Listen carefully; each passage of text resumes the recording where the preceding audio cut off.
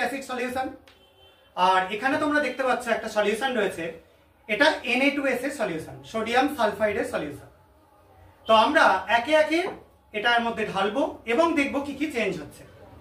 তো আমি অ্যাসিস্ট করবার জন্য আমার ভাগ্নি অনুষ্কা রায়চৌধুরীকে এখানে ডেকে নিয়েছি। তো ও আমার কিছু স্টুডেন্টকে এরকম ভাবে হেল্প করবে কিভাবে কি সলিউশন পরস্পর ঢালা হবে।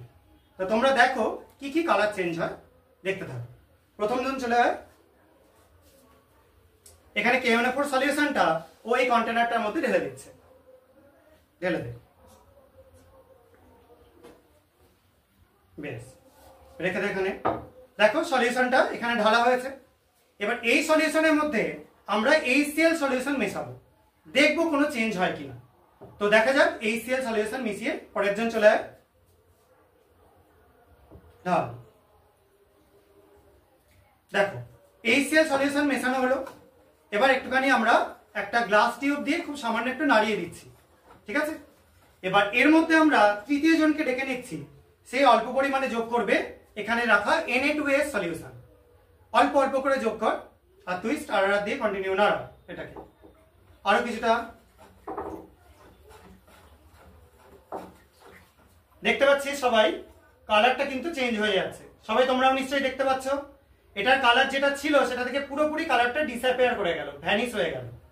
অর্থাৎ এই যে পটাশিয়াম পার ম্যাঙ্গানেট সলিউশন, এটা এখানে পুরোপুরি ডিসঅ্যাপিয়ার হয়ে গেল বা কালারটা পুরোপুরি ভ্যানিশ হয়ে গেল।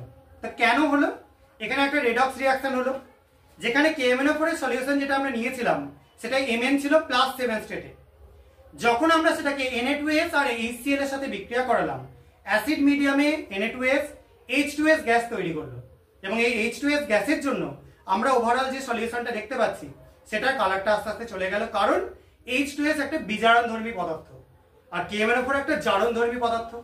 যখন দুটোকে আমরা বিক্রিয়া করাচ্ছি তখন H2S টা সালফারে কনভার্ট হয়ে যাচ্ছে, অর্থাৎ S2- থেকে হয়ে যাচ্ছে S0, আর KMnO4 এর Mn টা +7 থেকে হয়ে যাচ্ছে +2, কারণ MnCl2 তৈরি হচ্ছে এখানে।